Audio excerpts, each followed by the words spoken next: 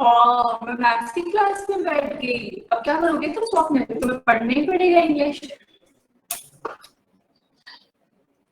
Actually maths की class और मेरी क्लास एक्सचेंज हो गई थी मंडे को, क्योंकि मंडे को ना मेरी तबीयत ठीक नहीं थी, तो इसी वजह से आज मैथ्स की जगह पे I am taking the classes. Okay, कल मैंने यहाँ तक करवाया था, मैंने तक यहाँ तक हो गया था ना।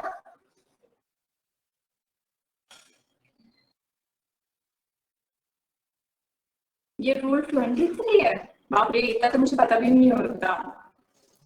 चलो, उसके बाद कल मैंने आपको मेनी का कंसेप्ट समझाया, आज हम लोग सर्टेन का कंसेप्ट पढ़ेंगे। जल्दी से सॉल्व करना। And today we need to complete this subject verb grammar.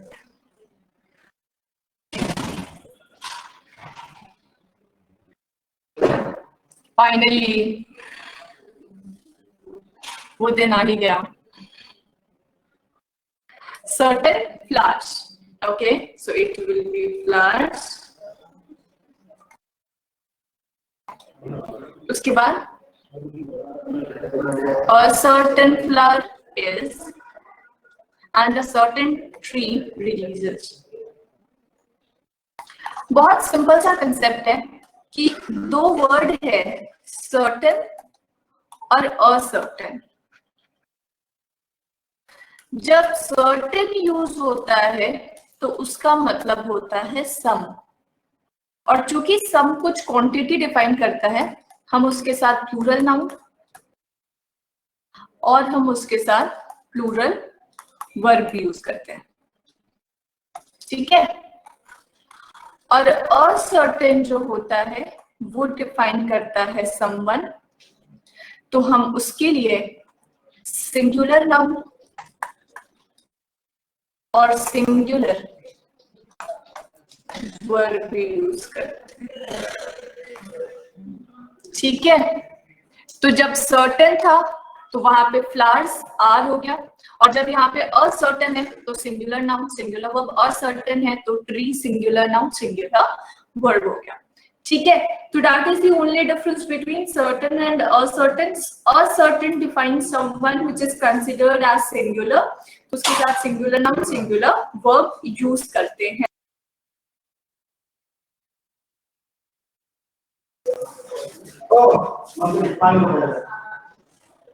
ठीक है, तो ये उस तरीके से यूज किया जाता है सेंटेंस में। उसके बाद यहाँ पे कंसेप्ट है मोर का, ठीक है। यहाँ पे कंसेप्ट है मोर का, इसको जरा देखना, ये बहुत इंपॉर्टेंट सेंटेंस है। ये ना मतलब डायरेक्ट ऐसे मोर लगा के क्वेश्चंस नहीं आते हैं, लेकिन ना सेंटेंस के बीच में ये जरूर डालकर ये वाला कंसेप्ट पूछा जाता है आपसे। मॉक टेस्ट तो किसी ने दिया ही नहीं है, आई गेस ये वाला दिया है।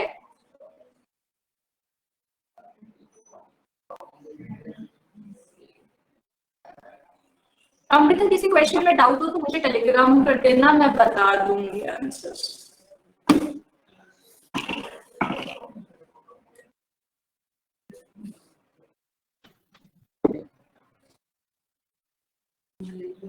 मॉक टेस्ट डिस्कशन अभी इसलिए नहीं कर रही क्योंकि ना सैटरडे संडे तक बहुत बच्चे टेस्ट नहीं दे पाते, तो फिर वो मॉक टेस्ट डिस्कशन ज्वाइन नहीं करते हैं। या कुछ बच्चों की ऐसी आदत हो गई थी कि मॉक टेस्ट डिस्कशन देख लेते थे, उसके बाद टेस्ट देते थे, तो वो मेरे लिए बहुत डिसहार्टनिंग हो गया था, इस वजह से मैंने मॉक टेस्ट डिस्कशन बंद करा दिया। Okay, so in question number 1 you guys are saying were. More than 2 men were present there. In question number 2, more than 1 man was present there. यहाँ पे क्या होगा? 2 में क्या बताया आप लोगों ने? 2 सॉल्व भी नहीं किया। अच्छा, 2 का was बता रहे, तो बेटे 2 में तो already was ही used है। So according to you 2 is correct, right Swapnil? Third में फिर was हो जाएगा, ठीक है भाई, तो थर्ड में was कर देते हैं। फोर्थ में हैज हो जाएगा, अच्छा तो इसको हैज कर दो, लेकिन थर्ड में बहुत सारे बच्चे इसको मैन करने को बोल रहे हैं, तो उसको मेन कर दे। Lots of confusions are there, है ना। किसी का एक डेफिनेट आंसर नहीं है, सारे बच्चों का बहुत सारा कंफ्यूजन सा चल रहा है इसमें। 2 में अब वैशाली कह रही है मैन कर दो, मेन वर कर दो। कहाँ पर? 3 में, अच्छा मेन वर कर दो, 2 में वर कर दो। Okay okay nice. ऐसे नहीं होता, मैं बता देती हूँ। सी, इट्स वेरी सिंपल। जब कभी भी किसी भी सेंटेंस में मोर देन वन यूज्ड हो, ठीक है, जब कभी भी किसी भी सेंटेंस में मोर देन वन यूज्ड हो, तो यहां पर आप वन के अकॉर्डिंग, ठीक है, यहां पर आप वन के अकॉर्डिंग सिंगुलर काउंटेबल नाउन और सिंगुलर वर्ब यूज करते हैं, ठीक है। यहां पर आप वन के according singular countable noun and singular verb use करते हैं।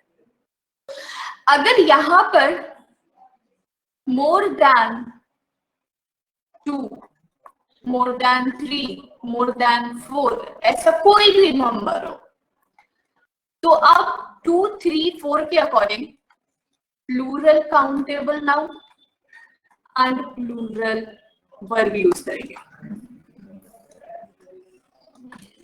एंड प्लूरल वर्ब यूज करेंगे। जब मोर के बाद यहां पर कोई सब्जेक्ट आ जाए और उसके बाद देन वन लगा हो, तब बच्चे सब्जेक्ट यहां पर वन के अकॉर्डिंग नहीं आता, ठीक है। तब वन के अकॉर्डिंग सब्जेक्ट नहीं आता, तो सब्जेक्ट किसके अकॉर्डिंग आएगा?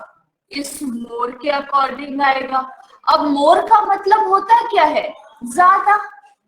मोर का मतलब ज्यादा होता है, तो जब यहाँ पर मोर आया हुआ है तो यहाँ पर भी हमेशा प्लूरल काउंटेबल नाउन आएगा। और बच्चे वर्ब जो होता है वो हमेशा नाउन से एग्री करता है, चाहे वो नाउन कहीं भी आया हो। तो ये जो नाउन है मतलब सब्जेक्ट के अकॉर्डिंग एग्री करता है, चाहे वो सब्जेक्ट कहीं भी आया हो। तो ये हमारा सब्जेक्ट है, उसके अकॉर्डिंग हमारा वर्ब होगा। तो ये हमारा प्लूरल काउंटेबल नाउन सब्जेक्ट है, तो यहाँ पर plural verb. This is what is the structure of more. तो अब लिखा है more than 2 men were, absolutely correct sentence. More than one man was present there. Man was present there. More men than one were absent. ठीक है। More than one city has hosted the game twice. More maps, plural है, than one were made. Yes. And more than 2 cities were destroyed. Clear concept of more?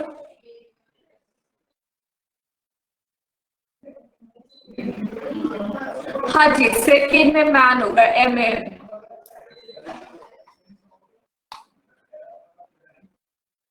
Indrajit पूछ लो, अगर कुछ पूछना है तो फिर मैं आगे बढ़ जाऊंगी, तुम्हें इसमें डाउट आएगा तो मुश्किल होगी। कुछ पूछना है बच्चे? ठीक है, ओके।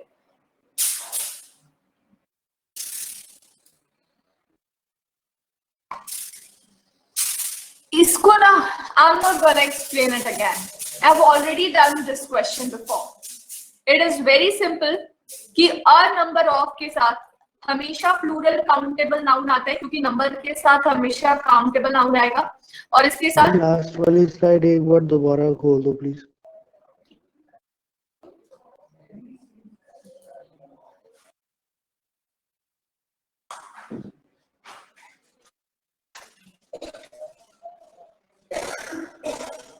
मैम आंसर्स के साथ इसमें आंसर्स नहीं है।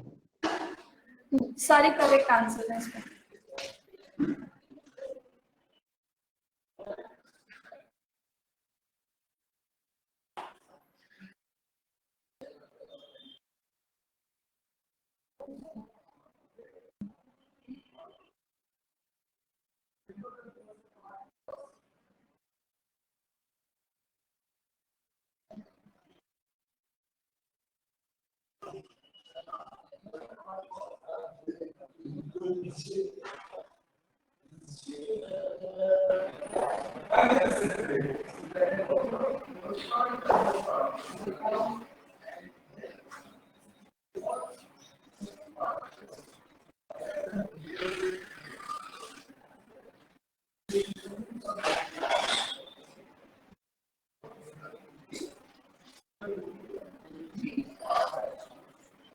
भाई कुछ तो बोलो, हो गया ठीक है, मैं आगे बढ़ूं।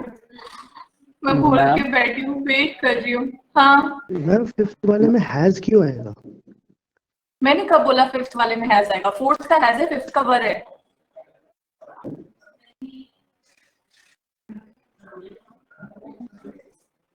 फोर्थ में ये हैव को काट के हैज लिखा है और फिफ्थ में वॉज को काट के वर लिखा है और सिक्स्थ में सिटी को काट के सिटीज लिखा है।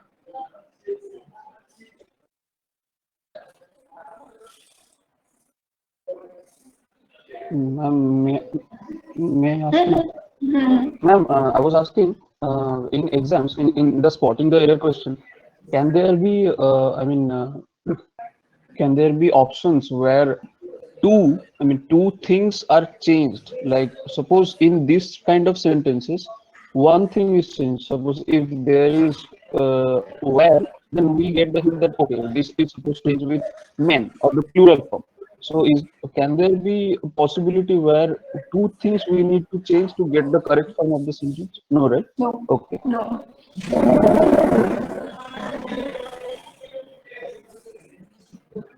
Shall I proceed? Shall I proceed? Rohan? Yes, please. Thank you.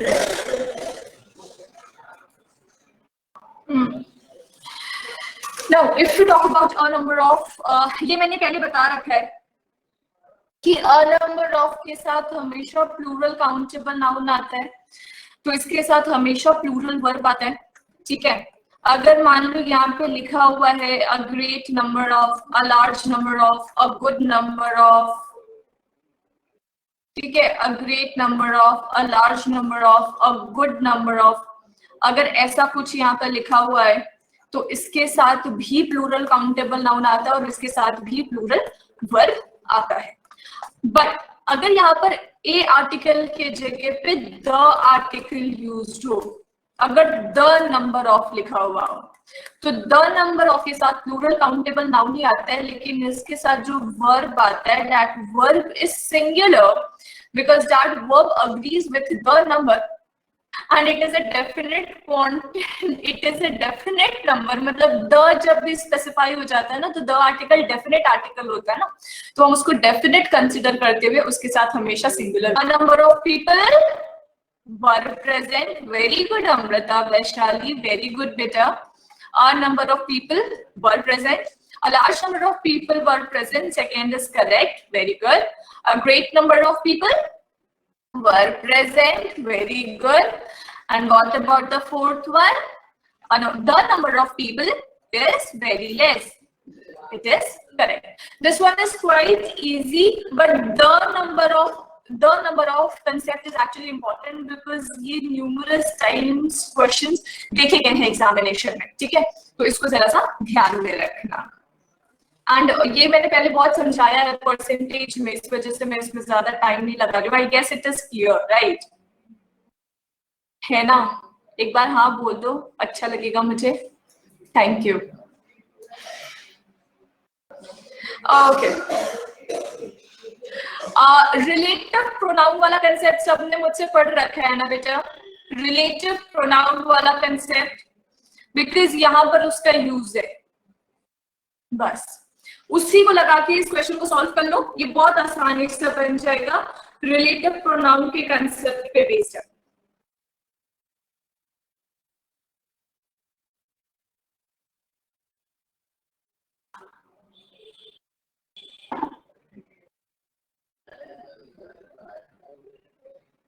Was, very good, it was you। Two में am, प्रिया कह रही है। मैं आम लगा दिया।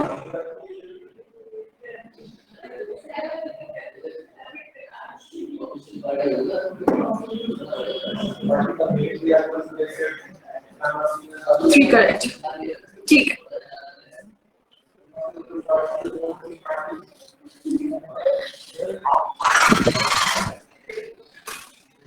ठीक है, देखो जब कभी भी एक इंट्रोडक्टरी सब्जेक्ट की तरह बिहेव कर रहा हो, इंट्रोडक्टरी सब्जेक्ट का मतलब होता है कि किसी चीज का इंट्रोडक्शन दे रहा हो।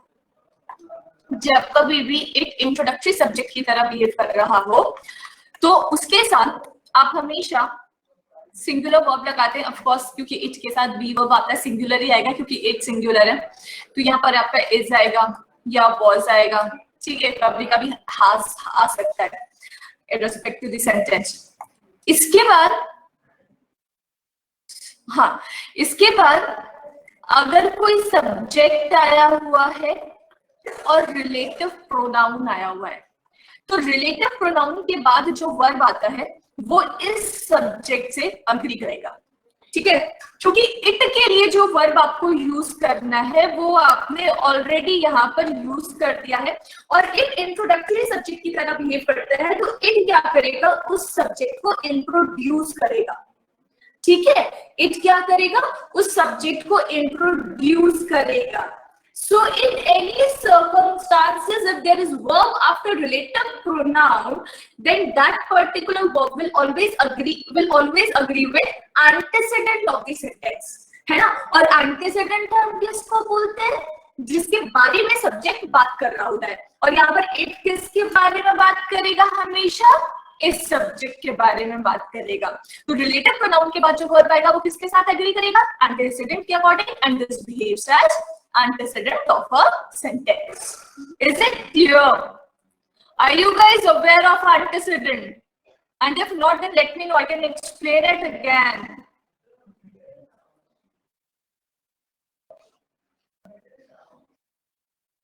Great to hear that. Now look at these sentences. It was written, it were you who called me on the phone. But हम सबको पता है कि it के साथ we always use what? We always use singular verb. So here we are taking singular verb, it was. After that, it is a subject. You is a subject here. Now, it is introducing what? It is introducing you. Yeah, who is relative pronoun. So the verb after relative pronoun is according to you. Now, we can say you called. Called can be used with singular subject as well as plural subject, right? Called is a verb which can be used with singular subject as well as plural subject. So according to that, this particular sentence conveys the correct meaning. Now, if I look at question number 2, it was written it. It के बाद be verb लिखा हुआ है and that is singular, that is was. After that, there is a subject named I. Then a relative pronoun. Now, the verb after relative pronoun, it will agree according to,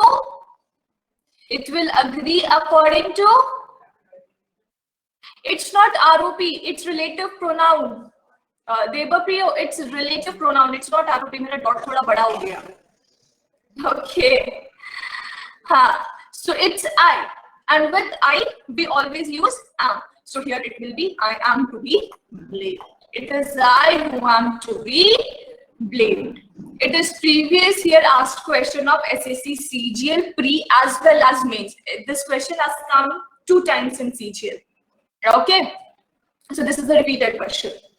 Now it is of when I and when me is used, I mean I don't know the difference. Like if it was me who is to be blamed, had it been this way around, so yeah, this way it will be wrong, but I'll let you know. Actually, the difference between I and me is, just let me change the slide first.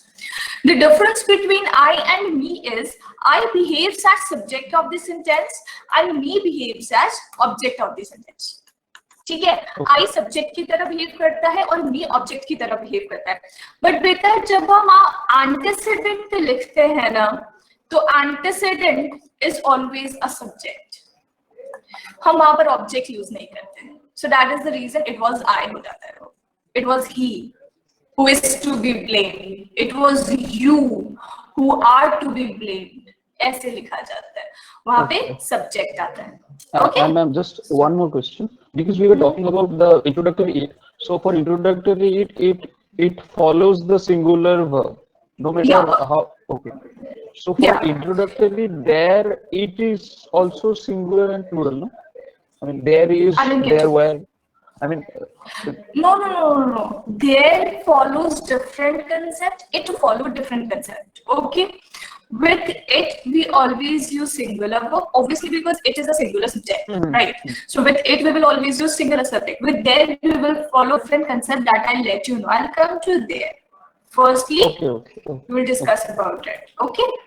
And the third sentence is correct. It is of no use. Okay. So I think this slide is clear to everyone. This slide is clear to everyone. Yeah, great. Now we'll come to there. When there behaves as an introductory subject, then what we do? Do you want to give the answer of these particular sentences, or shall I explain first?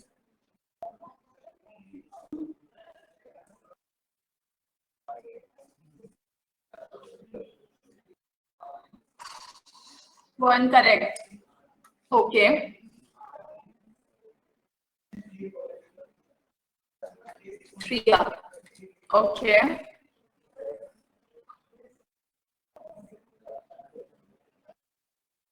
One and two seems correct.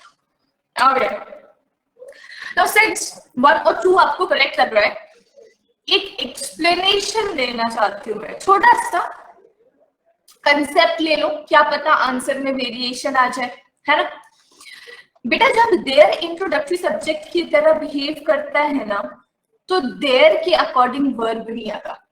ठीक है, there के according verb नहीं आता. तो there के बाद जो verb आता है ना, अब देयर तो सिंगुलर है कि प्लूरल है हमें कैसे पता? हम नहीं बता सकते, है ना? तो उसके अकॉर्डिंग वर्ब तो हम लगा ही नहीं सकते. तो देयर के बाद जो वर्ब आएगा ना, वो उसके बाद आने वाले सब्जेक्ट के अकॉर्डिंग आएगा. अगर ये सब्जेक्ट सिंगुलर है तो वर्ब सिंगुलर होगा, और अगर ये सब्जेक्ट प्लूरल है तो वर्ब प्लूरल होगा. Got it? Now, here in the first sentence, it is written as there was a house in this lane. Now, there is introductory subject and it is introducing what? A house. So, verb will agree according to a house. A house is singular, so definitely a singular verb. Now, there are many problems in this task. Now, there is introducing what? Many problems. Of course, many problems are plural. So we will use question number 2. I have given a concept in the very first class of subject verb agreement that whenever two subjects are connected with and there is article before both the two subjects, then verb will be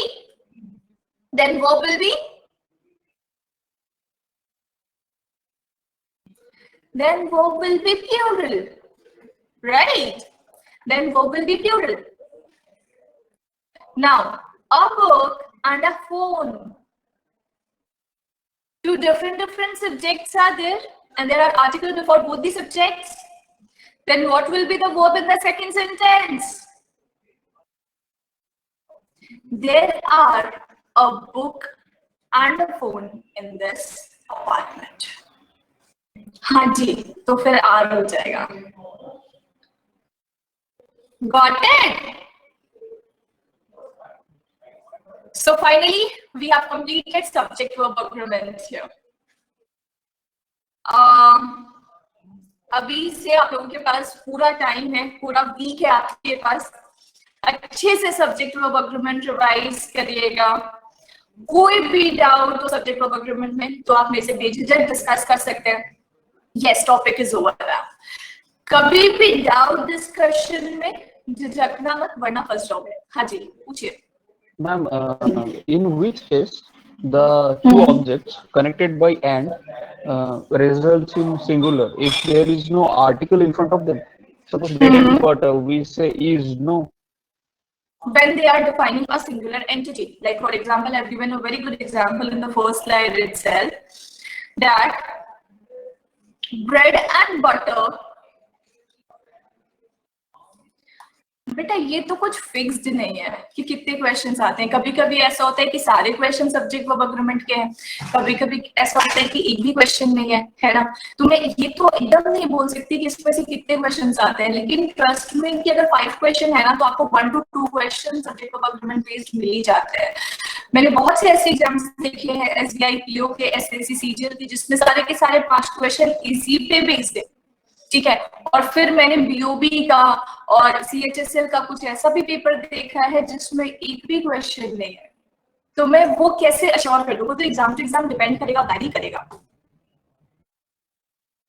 ठीक है ना. सबसे पहले देवा पे मैंने पूछा था, तो पहले उसका डाउट ले लेते हैं, फिर वन बाय वन मैं सबके डाउट्स ले लूंगी. पहला है, bread and butter is my favourite breakfast. Now is my favorite breakfast. And next sentence is bread and butter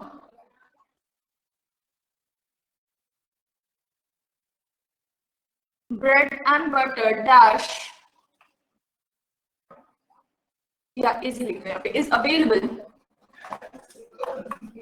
in the new store. Now, in the new general store, okay? In a new general store. Very good.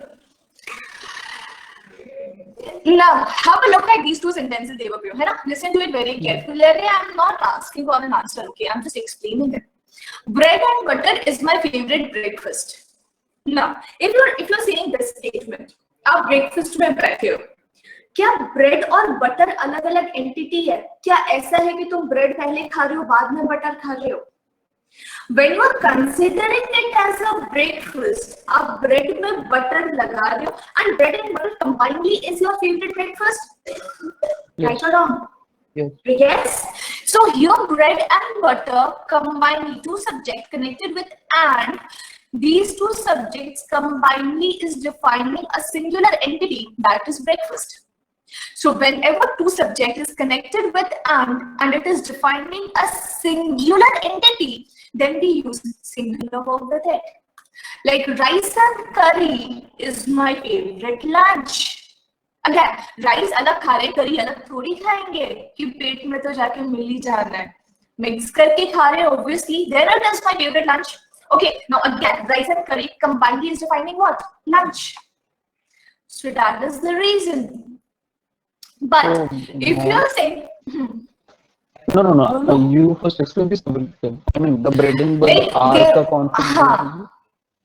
हाँ, R का भी concept बता रही हूँ. Moreover, वहाँ पे एक slogan था जो मैंने फर्स्ट टाइम कराया था, slow and steady wins the race. तो वहां पर भी स्लो एंड स्टेडी कंबाइन करके रेस को डिफाइन कर रहा होता है. तो जब वो किसी सिंगुलर एंटिटी को रिप्रेजेंट करता है तो हम उसके साथ सिंगुलर वर्ब लगाते हैं. जो सेकेंड एग्जाम्पल है, देखो, bread and butter is available going at a general store and you are asking for bread and butter. तो वो जनरल स्टोर तुम्हें कभी भी ब्रेड और बटर कंबाइन करके टोस्ट बना के नहीं देगा.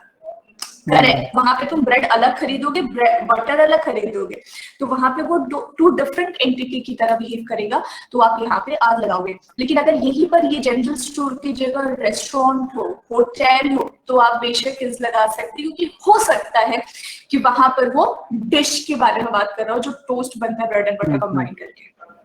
So it varies according two sentences two sentences. Okay, ma'am. I mean, because we are explaining this regarding a single quantity and a different quantity of two. Single entity and different entity, right? Yeah. Yeah.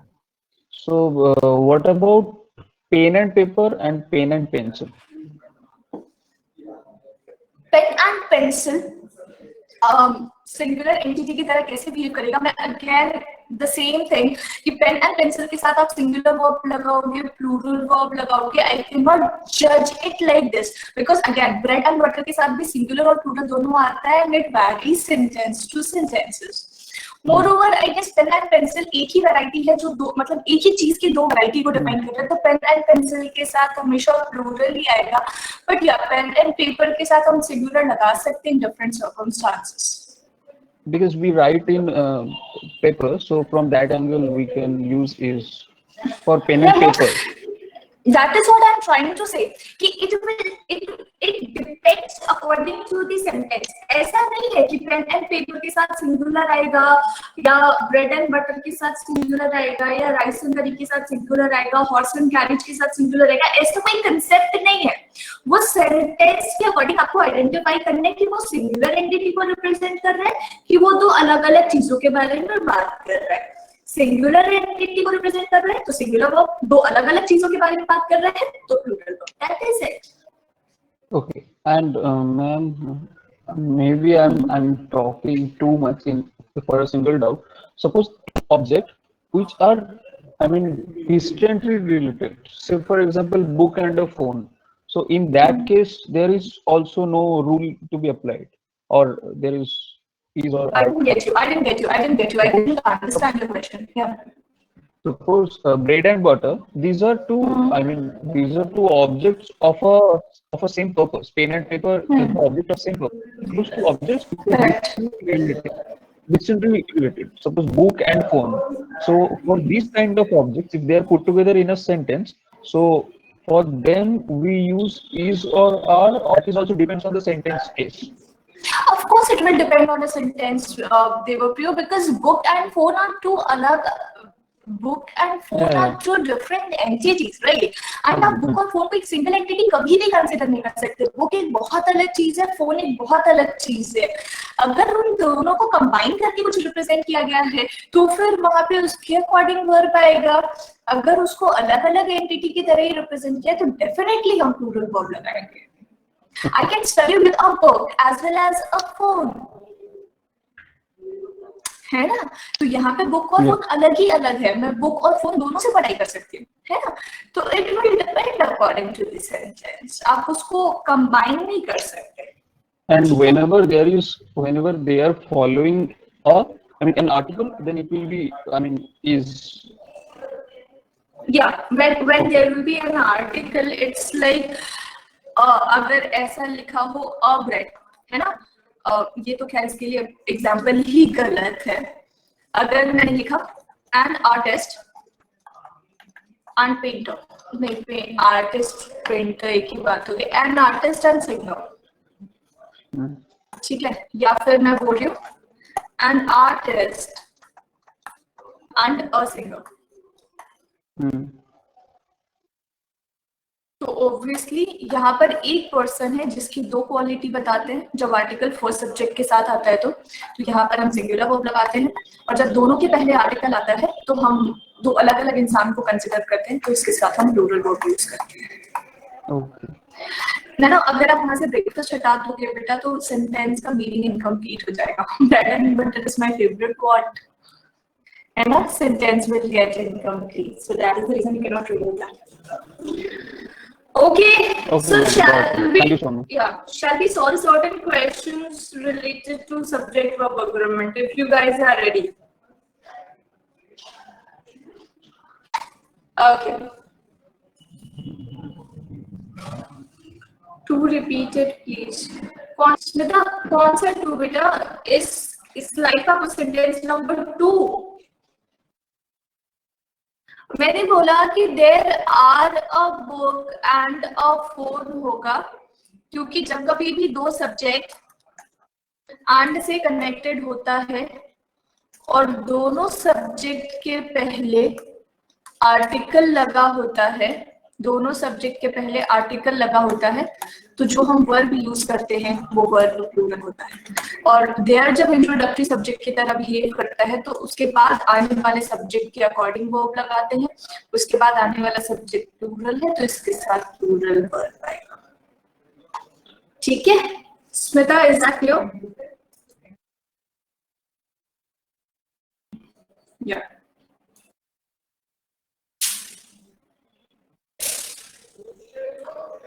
in questions to solve for. No one will tell me direct answer. everyone will solve it on their own. सब कोई 1 to 10 questions को solve करेंगे अपने आप से.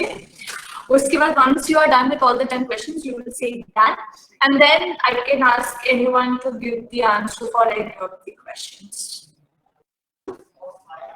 तो पहले आप प्रॉपर टाइम लेके अपना 10 का 10 क्वेश्चन सॉल्व कर लीजिए. फिर मैं किसी से भी पूछ सकती हूँ कि आप क्वेश्चन नंबर 1 का आंसर बताओ, आप क्वेश्चन नंबर 2 का आंसर बताओ. And I want attention of each and every person. ऐसा ना हो कि मैं चिल्ला रही हूँ कि तुम इसका आंसर बताओ और वो बंदा सुन ही ना रहा हो. नहीं आता तो हिम्मत रखो ये लिख देगा कि मैम ये क्वेश्चन नहीं आता. कोई बात नहीं, मैं समझाने के लिए तैयार हूँ.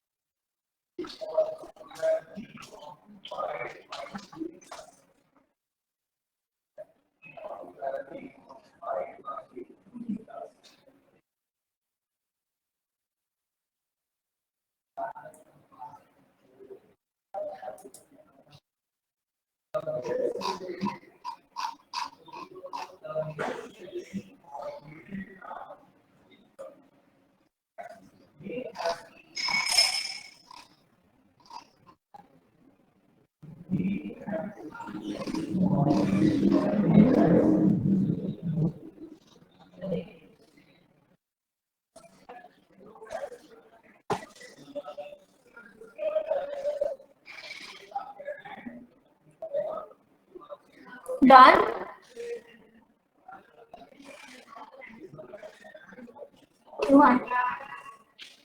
कितने मिनट हो गए पता नहीं Vaishali.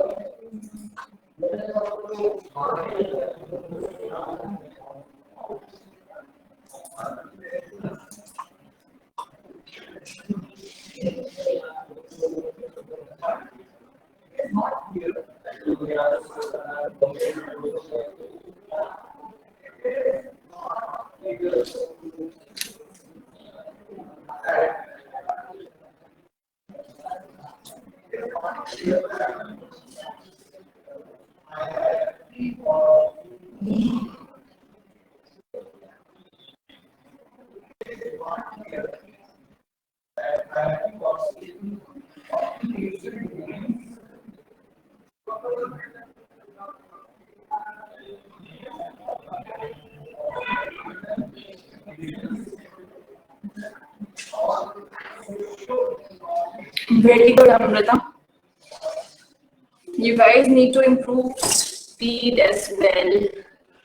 Best question, only 3 minutes, not more than that.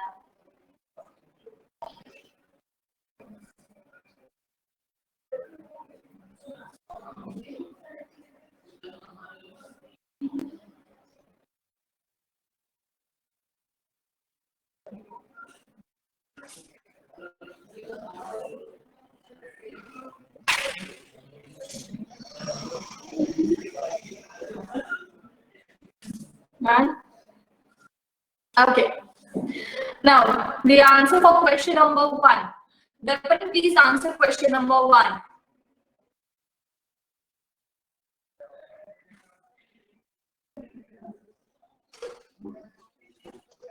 What is the right answer? Option number C is the right answer because the various consequences of the decision taken by, है ना?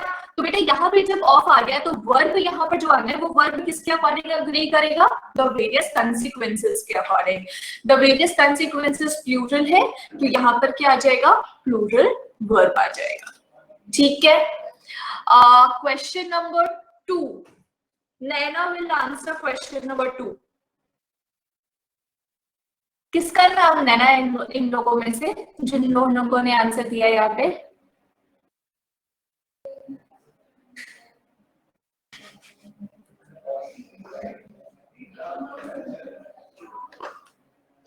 Option number B is the right answer, क्योंकि the fifth and final act, जो final act है वही fifth act भी है, तो obviously वो सिंगुलर सब्जेक्ट है, तो हम उसके साथ सिंगुलर वर्ब लगाएंगे, तो it will B contains. Third, 10 kilometers is a long distance to travel. Rohan, answer this question. Ashali, don't give the answer, please. Ashali, wait. Rohan, answer question number 3. Rohan Handa, are you available in the class? Smita, तुम बता दो question number 3.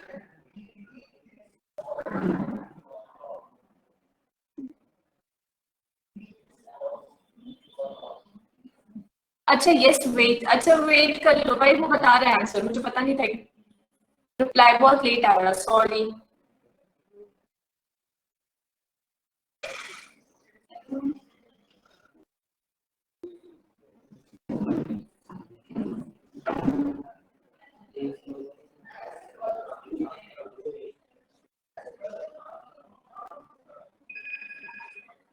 किसी का कोई different answer है?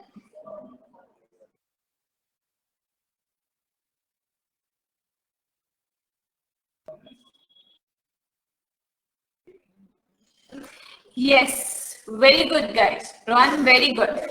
Option number D is the right answer because 10 kilometers combinedly 8 unit. Kilometers unit है ना, तो वो 10 किलोमीटर जो है वो कंबाइनली एक सिंगल यूनिट को कंसिडर किया जा रहा है, तो उसके साथ सिंगुलर वो भी आएगा और उसके साथ बिल्कुल सिंगुलर वर्ब करेक्ट यूज किया गया है, तो 10 kilometres is a long distance to walk is the correct answer. उसके साथ ऑप्शन नंबर डी होगा आंसर. हाँ जी, तो अपने लोग कुछ कहना चाहते हैं? ये कहना चाहते हैं. क्वेश्चन नंबर 4 तो बहुत आसान है, कोई बता दो. क्वेश्चन नंबर 4 बहुत आसान है. attracts is the right answer, क्योंकि द इंट्रोडक्शन के अकॉर्डिंग आएगा, द इंट्रोडक्शन सिंगुलर है, तो यहाँ पर हम attracts सिंगुलर वर्ब लगाएंगे. Question number 5 will be answered by सुमन. सुमन शायद न्यू बच्चा है, तो बच्चा बच्ची है पता नहीं. सुमन, you try question number 5.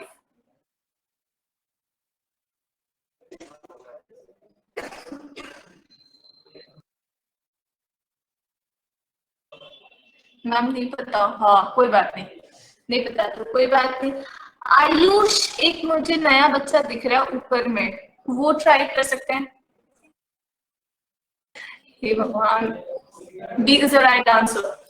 जब कभी भी सुमन आप ध्यान से सुनना, जब कभी भी दो सब्जेक्ट इन वर्ब से इन कंजंक्शन से कनेक्टेड हो, जैसे कि as well as, together with, along with, in addition to, nothing but, no less than, with, except, besides, rather than, accompanied by, there are many. ठीक है, तो इन कंजंक्शन से connected हो तो जो वर्ब है ना वो हमेशा फर्स्ट सब्जेक्ट से अग्री करता है. अगर फर्स्ट सब्जेक्ट सिंगुलर है तो वर्ब सिंगुलर होगा, अगर फर्स्ट सब्जेक्ट प्लूरल है तो वर्ब प्लूरल होगा. Since we all know that patience is singular, so we will use singular verb here. So patience as well as perseverance is necessary for success. Okay, now question number 6. Question number 6.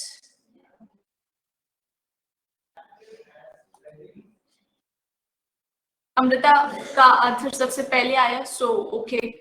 Of course my brother in law with से connected है, his wife है, तो verb agree किससे करेगा? Brother in law के साथ. Brother in law singular है, तो वर्ब यहाँ पर क्या आएगा? सिंगुलर आएगा. Was present at the function. The ebb and flow of the tides are now understood. रुक जाओ याशिका, तुम इसका आंसर बता दो.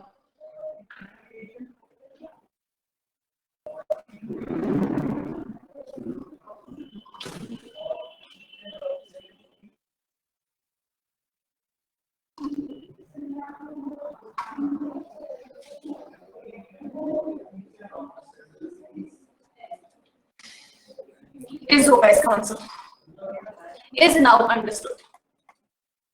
ठीक है, एब एंड फ्लो इज, तो टाइड्स का जो एब एंड फ्लो होता है, तो ये मूवमेंट है ना, वो ऑब्वियसली सिंगुलर कंसीडर करेंगे तो सिंगुलर वर्ब लगाएंगे। 8 का आंसर कौन बताएगा? 8 का आंसर एक काम करो, सारे आंसर्स तुम लोग ही बता दो, किसी से पूछने की जरूरत नहीं है।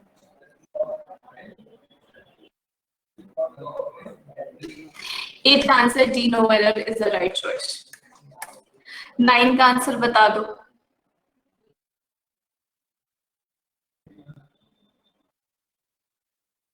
ऑन द वॉल्स, ठीक है, वो वॉल्स में अ और वॉल्स दोनों साथ में आ ही नहीं सकते, क्योंकि अ का मतलब होता है वन, और वन के साथ आप प्लूरल वर्ब यूज नहीं कर सकते। 9 का आंसर क्या है? 9 का आंसर क्या है? जी नहीं, 9 का आंसर ऑप्शन नंबर बी है। A hot and a cold spring were found near each other. A hot and a cold spring were found near each other. क्योंकि hot और cold spring दो अलग अलग एंटिटी हैं, और जब दो अलग अलग एंटिटी को डिफाइन करते हैं तो दोनों के साथ अलग अलग आर्टिकल आता है. So that is the reason we will put individual article with both the subject. So the right answer will be option number B. Sentence number 10 देखो. The strain of all the difficulties and vexations and anxieties are more than he could bear. हाँ, तो the wall correct है ना, इस वजह से तो मैं आंसर नो एरर बता रही हूँ. आपने लिखा था अ वॉल्स, तो मैं उसको करेक्ट कर रही थी. 10 का आंसर सी करेक्ट है. आर के जगह पे क्या होगा? आर के जगह पे एल होगा. या सो कितने क्वेश्चंस करेक्ट हुए out of 10? What was the score? क्या बात है, देखो जीनियस बच्चे हैं, सारे करेक्ट हो गए. कोई बात नहीं, जिसके कम नंबर है वो फिर से ट्राई करेगा, एक बार दोबारा से पढ़ेगा. बच्चों एक चीज बस ध्यान में रखना कि यहाँ पे ना देखो बहुत सारे क्वेश्चंस हैं. ये प्रैक्टिस क्वेश्चंस में भी मैंने कई सारे क्वेश्चंस डाल रखे हैं, है ना. प्रीवियस ईयर में भी मैंने जितने भी इम्पोर्टेंट प्रीवियस ईयर क्वेश्चंस हैं मैंने सारे यहाँ पे डाल रखे हैं. प्लीज आप लोगों से एक हम्बल रिक्वेस्ट है कि ये जो टाइम ड्यूरेशन है इसमें सारे सब्जेक्ट वर्ब कंप्लीमेंट के क्वेश्चंस को सॉल्व करिएगा, और कोई भी डाउट हो तो आप बेझिझक मुझे टेलीग्राम करके पूछ सकते हैं. ठीक है, कोई भी डाउट हो तो आप बेझिझक मुझे टेलीग्राम करके पूछ सकते हो. नहीं, ये पीपीटी मैं ग्रुप में क्यों डाल दूंगी? ये पीपीटी हिंदू जोन पर है ना, हिंदू जोन का आईडी पासवर्ड आपको मिला होगा ना, वहां से जाकर आप पीपीटी डाउनलोड कर सकते हैं. मैंने वहां पे ऑलरेडी सारी पीपीटीज अपलोड कर रखी हैं. हाँ जी बोलिए ma'am. I want to discuss about the 9th question. Can you please go ahead there? Definitely.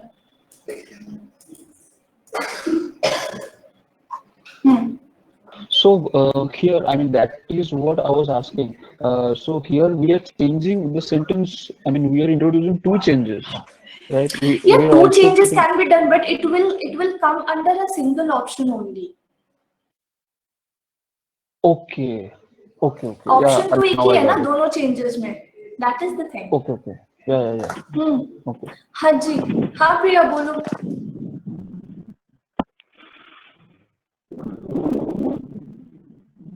क्या मतलब डोर्स के साथ द वॉल्स नहीं आएगा? मैं देखती हूँ क्या कहना चाह रहे हो. मैम मतलब ये है कि the green on the walls provided a suitable contrast with the yellow doors. तो इसमें द वॉल्स नहीं आएगा.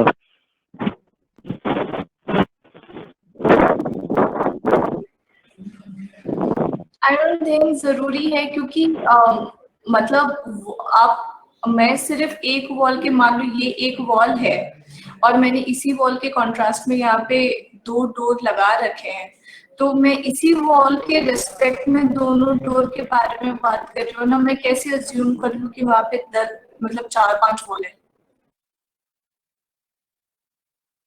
Unless and until it is specified.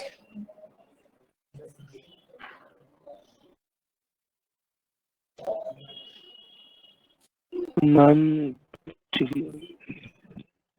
मतलब अनलेस और अनटिल इट इज स्पेसिफाइड, आप खुद से चीजों को प्लूरल नहीं कर सकते ना, क्योंकि it is possible.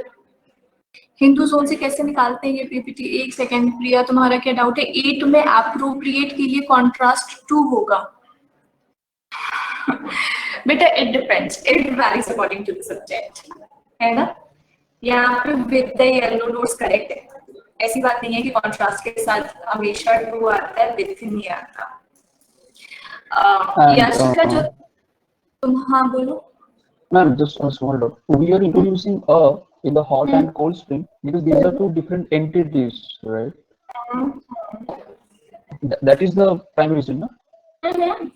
Okay. Of course.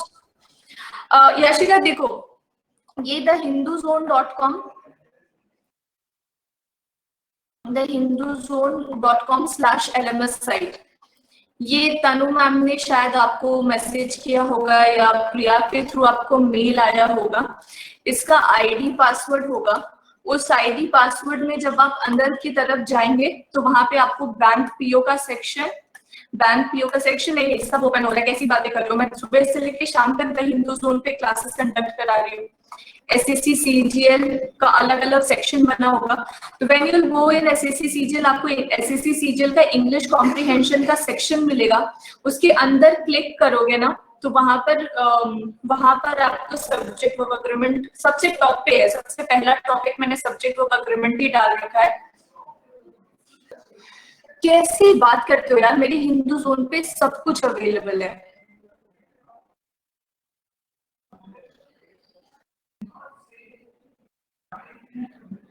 जिसको भी ये प्रॉब्लम है हिंदू जोन का, वो एक बार टेलीग्राम कर दो तनु मैम को या अंकित सर को, दे विल रेक्टिफाई इट। वहीं पर ये पीपीटी पड़ी हुई है और इनफैक्ट वो खोलना बहुत जरूरी है बेटा, क्योंकि सारे टॉपिक्स की पीपीटी मैंने वहां पे डाल रखी है। So it will be very good if you can just read it once and come in the class.